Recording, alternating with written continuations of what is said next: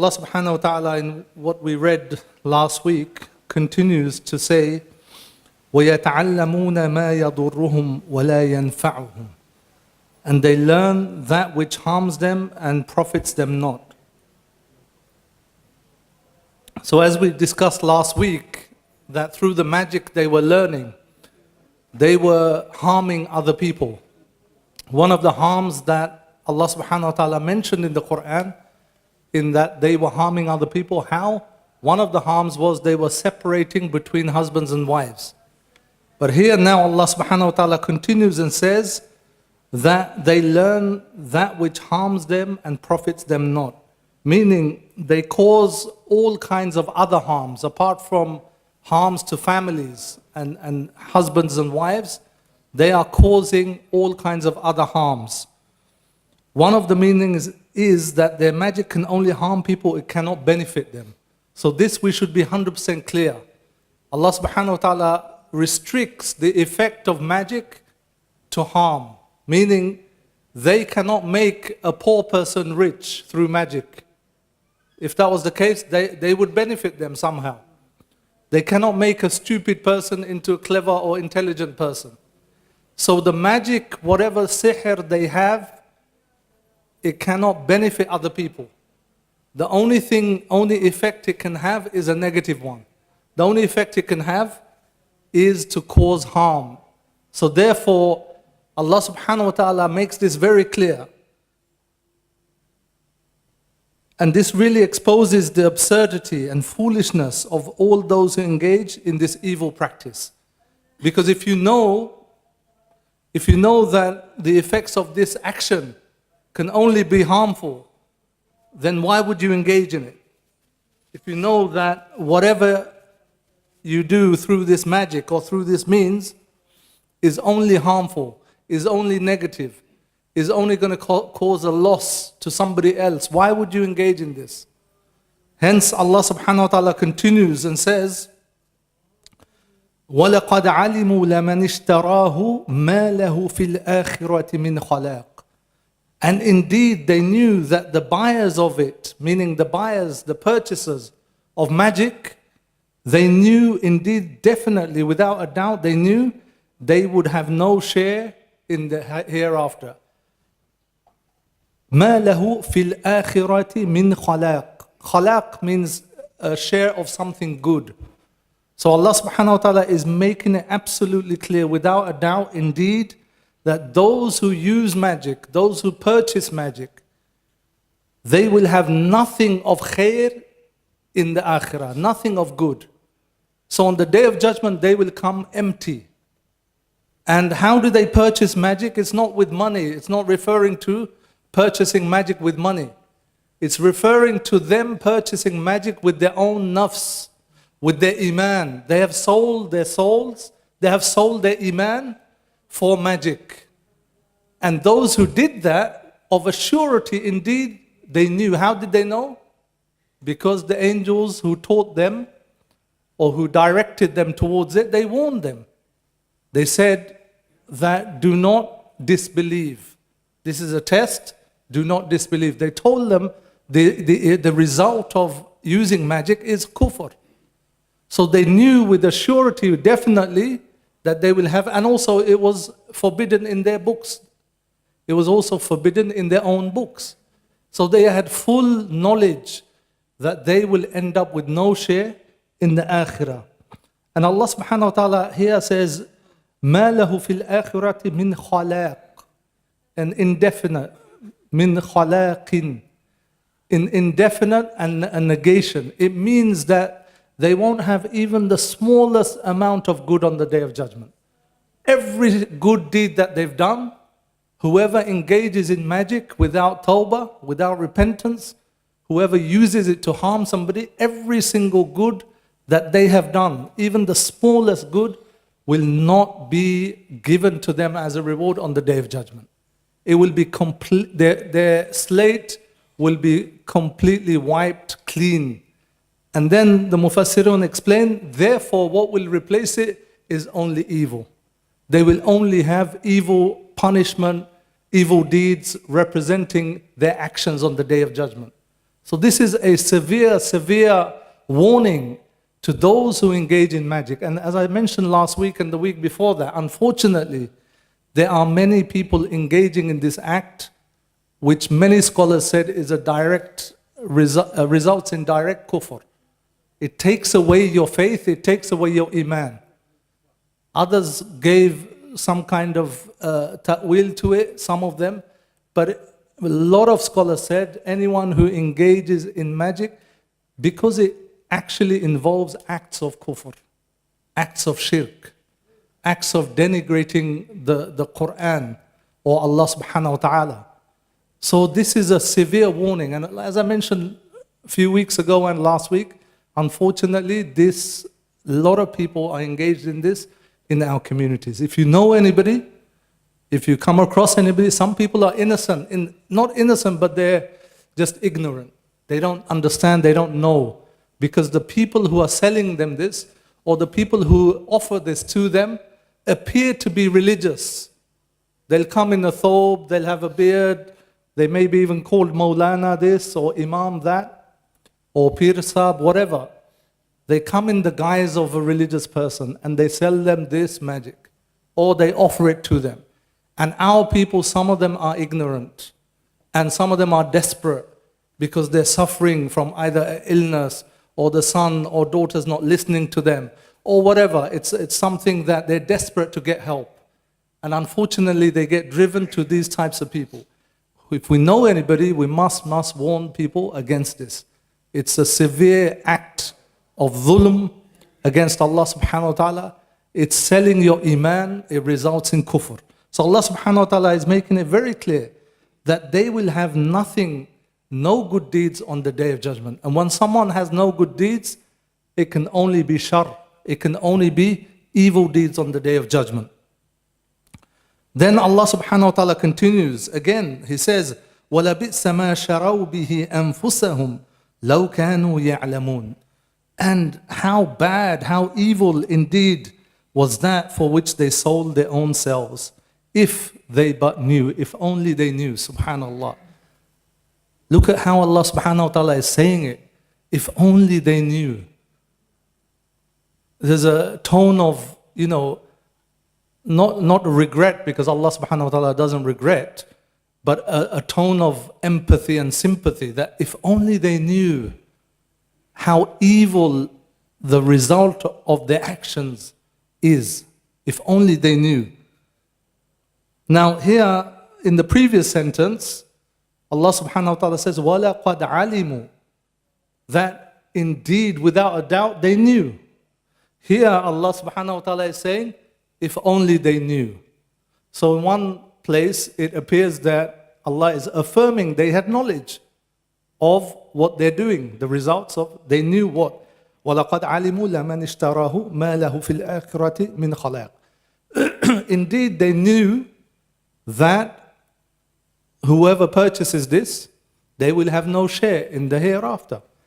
Then Allah subhanahu wa ta'ala says that evil indeed is what they have purchased, if only they knew. It appears in one sentence, Allah is saying they had knowledge. In another, they didn't have knowledge. How is this? Why is this apparent difference? It means that, yes, they did know. The scholars explained it in different ways. One of the explanations is, yes, even in the second sentence, وَلَبِئْسَ مَا شَرَوْا بِهِ أَنفُسَهُمْ لَوْ كَانُوا يَعْلَمُونَ. That evil indeed is what they purchased, if only they knew. Here, they knew the evil that they purchased. But because they didn't act on their knowledge, it's as though they didn't know. It's as though they had knowledge which was useless to them. Why? Because they didn't act on it. So they may as well not know. They may as well be ignorant. So Allah subhanahu wa ta'ala is treating them as ignorant because they had knowledge and they didn't act upon it. Like what they're saying is, what Allah subhanahu wa ta'ala is saying is, somebody who has knowledge that this is a sin, right? This is haram, right? And then he goes and commits it. He does that sin. It's as though he has no knowledge. Even though he knows, but it's as though that knowledge he had was useless. He may as well not know that. Because why? It didn't benefit him. He didn't benefit from the knowledge. So this is why Allah subhanahu wa ta'ala says, لَوْ كَانُوا يَعْلَمُونَ. Or they said, they had the knowledge, but they didn't know the severity, the immense punishment, and the devastating impact it would have on the Day of Judgment. Everybody knows, like when someone says, don't steal, it's haram. Don't eat of haram, or don't break your fast in Ramadan, it's haram, or don't miss your salah, it's not allowed. Everybody knows this, but do we really know the actual pain and punishment, the severity of it? Do we know the enormity of the sin that we're committing? We know it like generally, but we don't know it in detail. And we can only know that on the Day of Judgment. So one of the explanation is, yes, they knew, but they didn't know how severe, how immense the impact of their sin would be. They didn't know. And this is true because on Day of Judgment, only then will we realize the sins that people commit, only then they will realize the true nature, the true severity, the true impact, the true punishment, the true, evil of what they have done. And vice versa. The good deeds that we do, we may not think about the reward that much. But on the Day of Judgment, we will realize when Allah subhanahu wa ta'ala shows us, when we see the result of that good deed, that is when we're going to truly know the actual reward, the greatness of the reward of that good deed. So one of the explanation is that they didn't really know the extent of the kufr or the evil that they were committing. They didn't know the punishment, they didn't know the loss that they would acquire on the Day of Judgment. So this is another explanation. And here is very important for us to pause as Muslims, because here is a subtle indication and a reminder here that when we know something and we don't act on it, this is what they're doing. They know this is haram, they know they will have no share of goodness or reward in the akhirah, and yet they are committing that sin, that kufr. Same thing, many Muslims, many of us, we know and we don't act on it. And this is very dangerous for Muslims as well, because ultimately, Surah Baqarah, who's reading it? It's Muslims who are reading it. The Qur'an, who's reading it? The message is for the Muslims. It's talking about a certain group of people, but the message, the lesson, the command, the guidance, the benefit is for who? It's for me and you. So what we should be very wary of knowledge that we gain, and yet we don't act on it. And that's not beneficial knowledge. That's information. There's a difference between information and knowledge. Information, you could have a lot of knowledge or information, data about this and that. You could have a lot of facts. But until you act on it, it's not counted as true knowledge. That's why in the dua, we say, Allahumma anfa'na bima 'allamtana wa 'allimna ma yanfa'una wa zidna 'ilma. We say, oh Allah, benefit me from that which you have taught me. And then we repeat, and teach me that which will benefit me.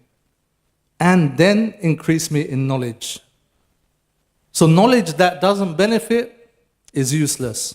In this dua, we're asking twice for beneficial knowledge. First, we're saying, oh Allah, benefit me from that which you have taught me.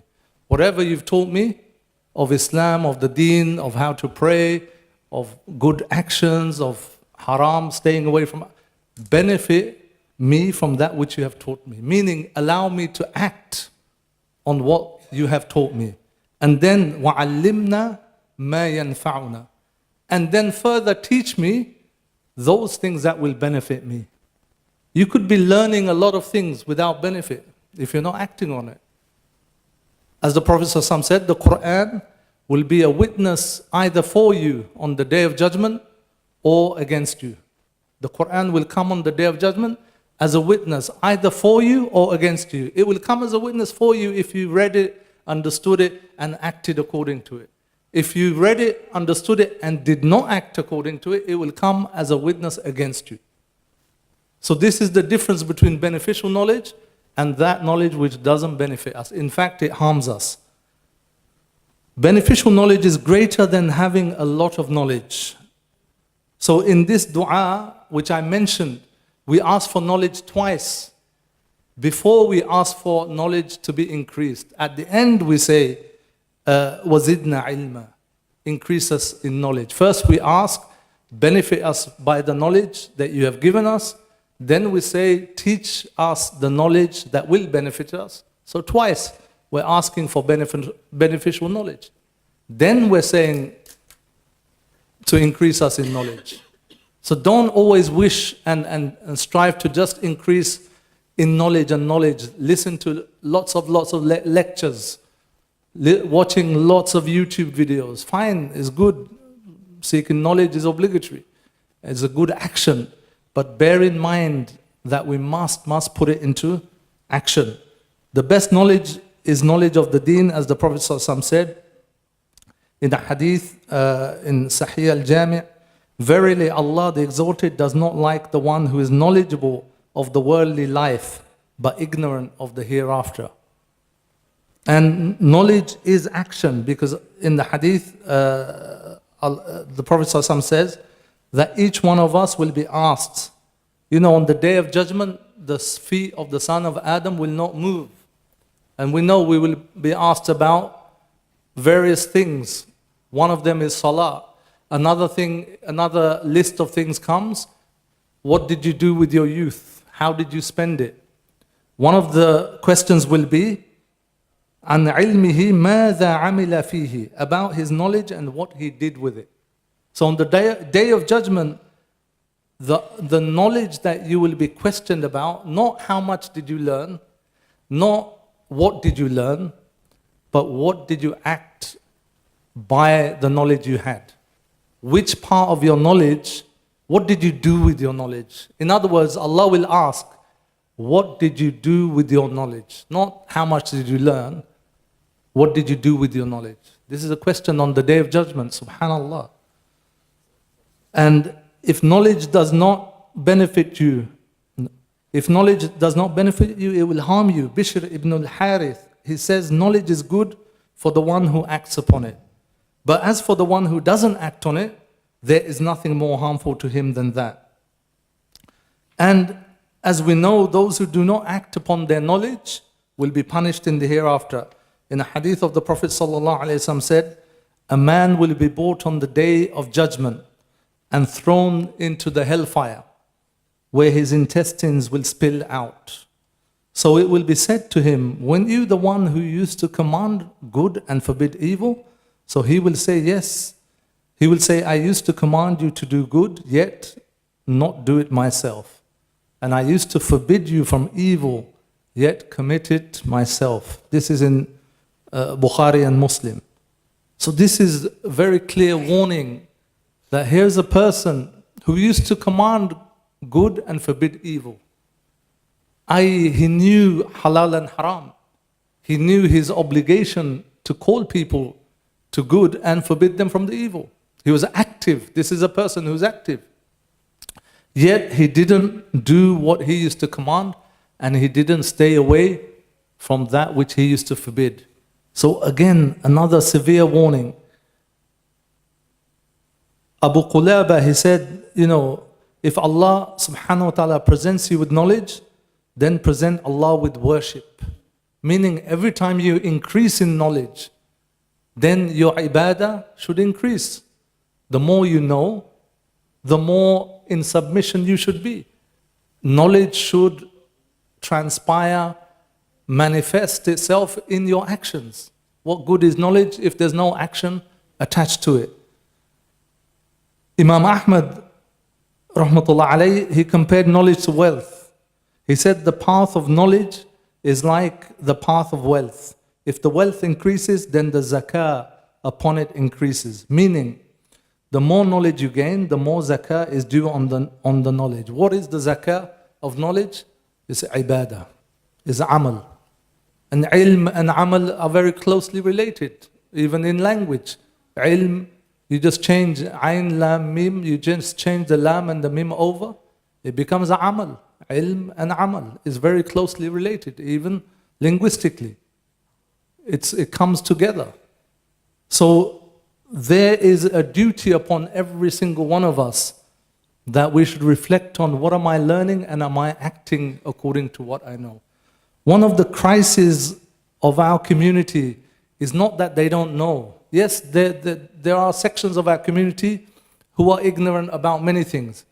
But do you think anybody is ignorant? Most Muslims in our communities, do you think anybody really doesn't have any knowledge of the Day of Judgment? Do you think they don't have knowledge of hellfire and paradise? Do you think they don't know salah is fard? Do you think they don't know fasting in Ramadan is fard? No. All of these basic things our communities are well aware of. They know it very well. But what is it? They're not acting according to it. The main thing is not pushing them to implement what they know. And we should all reflect individually. Individually we should reflect, how much do I know? What details do I know? What about the rules of halal, haram? About what is going to take place on the Day of Judgment? About the severity of the punishment in the grave? About the nature of the hellfire? About the value of the hereafter over the dunya? I know all this, yet my actions, my priorities in my life, they don't reflect it. Why? Why is this? We are in danger of having useless knowledge. Knowledge that, it's not that the knowledge is useless, it's we're making it useless because we're not acting according to it. So we must make dua to Allah subhanahu wa ta'ala to benefit us with what He has taught us and to teach us that which will benefit us and to increase us in knowledge that is beneficial. It's very important. So if our communities only acted even according to what they know now, whatever basics they know of salah, of zakat, of sawm, of the akhirah, of halal and haram, everybody knows of halal and haram. If only people acted according to what they know, there will be a huge transformation in our societies. And this is the whole, why did the Qur'an come? Why Allah subhanahu wa ta'ala has taught us the Qur'an or taught us any knowledge?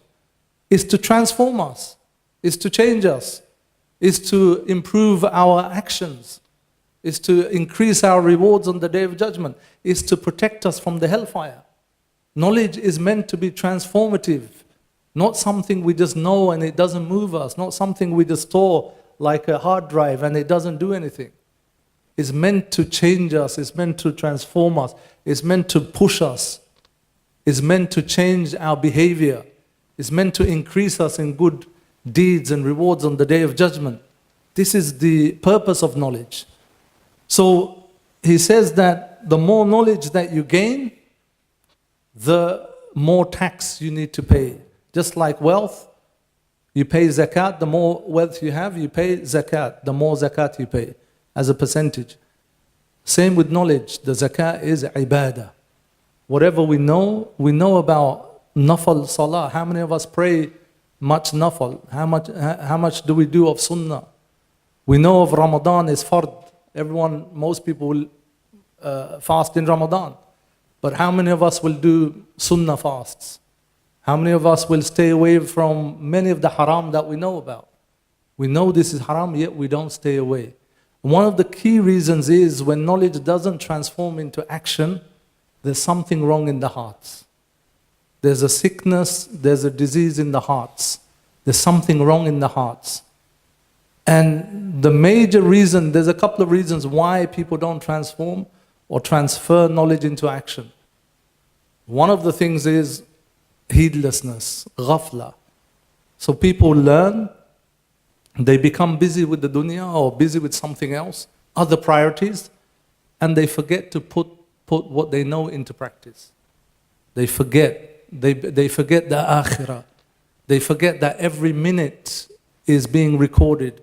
They forget that their main purpose in life is ubudiyyah to Allah subhanahu wa ta'ala, to submit to Him in worship, to be a true slave of Allah subhanahu wa ta'ala. So ghafla is definitely one of the reasons why people know something but they don't act according to it. Another reason is that people are lazy.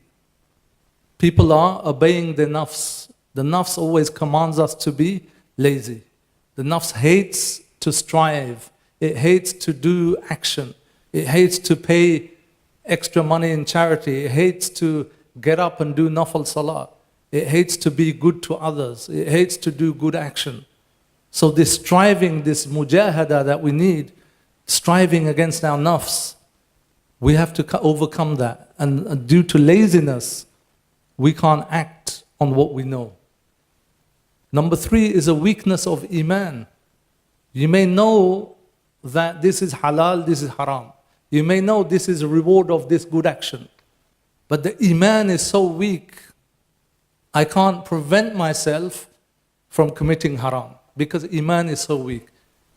And iman is so weak, I can't push myself to go and do a good deed, to go and pray, or to go and fast, or read the Qur'an. I can't push myself because iman is my engine, iman is my fuel, iman is my energy. And the lower the energy, the lower the fuel, the smaller the engine, the less movement there will be in the body. It's very clear. But how can we increase our iman? How can we increase our fuel and energy? It's returning back to the Qur'an. The Qur'an will give you that fuel. How? It will remind you of that which is more beneficial, that which is more rewarding. Like Allah subhanahu wa ta'ala says here, لَوْ كَانُوا يَعْلَمُونَ, if only they knew that this is much more better for them, much more beneficial, to do the good deeds, to increase in action, and to stay away from the haram. As Imam Ghazali says, don't be joyous and overjoyed and happy every time your wealth increases or your children or some material gain you acquire. But be happy with your good deeds that will accompany you to the grave. Be happy and joyous over any good deeds that you do or any knowledge that you gain and you act upon it. So we have to realize and remind ourselves by coming back to the Qur'an. The Qur'an will tell us and guide us and push us and remind us of what is the most beneficial thing to do now, here and now, today. It will remind us that we're here temporarily. It will remind us of our purpose. It will remind us of the value of evil actions and the value of good deeds. So the way to increase the iman is to come back to the Qur'an and then to slowly act according to the Qur'an and the Sunnah. Because actions is related to iman. The more you implement actions, the more good deeds you do, your iman increases. The less good deeds you do, your iman decreases.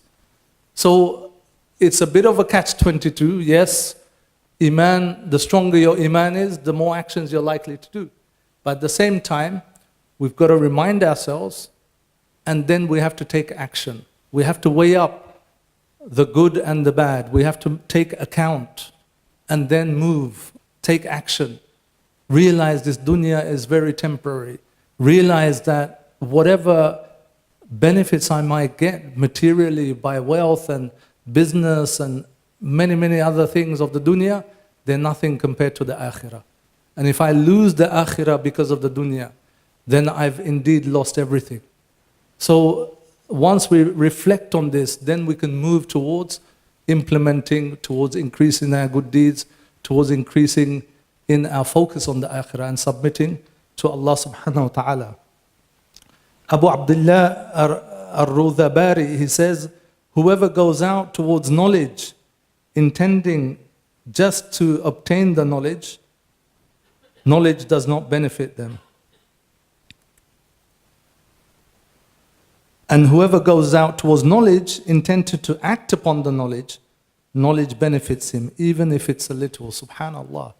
If we keep on going to talks and lectures and keep on watching videos and clips just because it's come up on our feed, just because someone sent a link.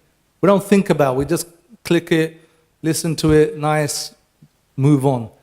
This is the first part. Whoever goes out towards knowledge, intending just to obtain knowledge. Here, at least the intention is to gain knowledge. Some of us, it just comes across, someone sends a link, we're just interested. We listen to it and that's it. We don't really pay attention to it. Or we go to a talk after a talk after a talk, simply because maybe our friends are going, our families are going, or we're just going, it's a nice speaker, just entertainment. But we have to go with the intention to act upon the knowledge. We have to make that intention. If I watch a video, I must make that intention that I want to learn and I want to put it into practice. If I go to a talk, if I go to a course, if I go to a seminar or a lecture, I should have that deep intention that, oh Allah, I'm going for your sake, I'm going to gain knowledge, but most importantly, whatever I learn, I'm going to practice it, put it into practice. Then you will benefit from this knowledge. Benefiting even from a little knowledge. You know, the Sahaba, subhanAllah, if you look at the Sahaba, they lived in a time before all of these ulum, sharia. There were no books of fiqh. There were no books of usul of fiqh. There were no books of nahu and sarf, grammar. There were no books of tafsir. The thousands and thousands of volumes of tafsir we have now. There was none of that. There were no sharh of hadith. There were no books of hadith. The only book they had was the Qur'an. They didn't have even books of hadith, except for a few people here and there collected some hadith. Of course, they memorized hadith. But in terms of books, in terms of their knowledge, they didn't have, all these branches. They weren't developed at the time. But the difference with the Sahaba were whatever they knew, and obviously they had the highest knowledge. Even if they didn't have tafsir, they had the highest knowledge of the Qur'an. They had the highest knowledge of the Sunnah. But what I'm saying is, not every Sahaba was a alim. Not every Sahaba was a scholar. But every Sahaba is an example for this ummah.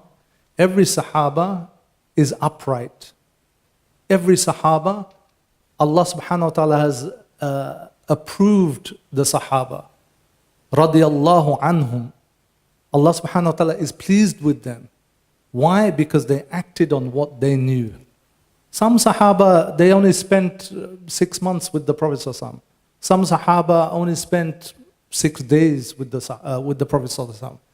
Some Sahaba spent even less. But the difference with the Sahaba, they acted on what they knew. They were so eager to act on what they knew. And they were so eager to implement what they knew. This was the difference. We're not saying they had less knowledge than the later people, no. They had more knowledge. But what I'm saying is the sciences, everything that we see today, they didn't have. And not every single Sahabi was a alim. But whatever they knew, they practiced it. And this is why, later generations, the tabi'un, they used to say that we used to know, because they met the Sahaba.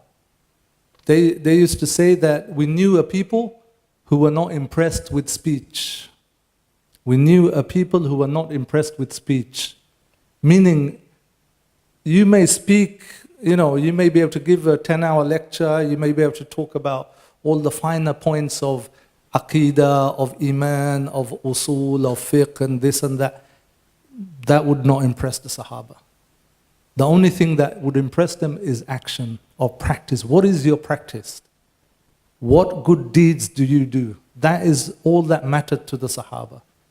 They were not impressed with speech. They used to talk very little. They only asked, 23 years of revelation. How many questions did they ask the Prophet ﷺ about the Qur'an? Hardly any. Very few. They didn't used to speak much, but they used to act.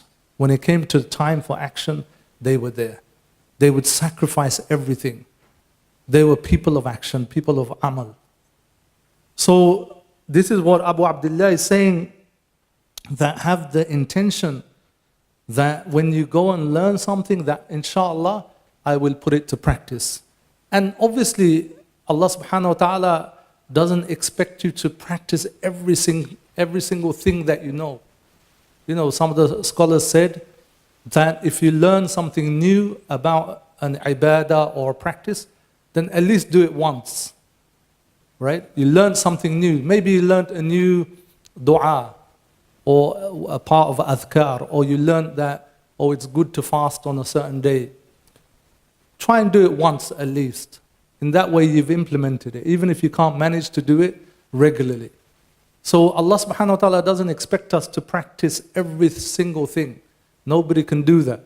But we try our best as much as possible. This is the key thing. And as I mentioned in the beginning of this, one of the key problems in our communities is not practicing what we know. If only we did this, then our lives would be transformed, our communities would be transformed. We would see the effects of the Qur'an, the effects of the Sunnah, effects of knowledge in our communities. May Allah subhanahu wa ta'ala grant us beneficial knowledge. May Allah subhanahu wa ta'ala protect us from knowledge that does not benefit us. Ameen. Then Allah subhanahu wa ta'ala says, continues, وَلَوْ أَنَّهُمْ آمَنُوا وَاتَّقَوْا لَمَثُوبَةٌ مِّنْ عِنْدِ اللَّهِ خَيْرٌ لَوْ كَانُوا يَعْلَمُونَ.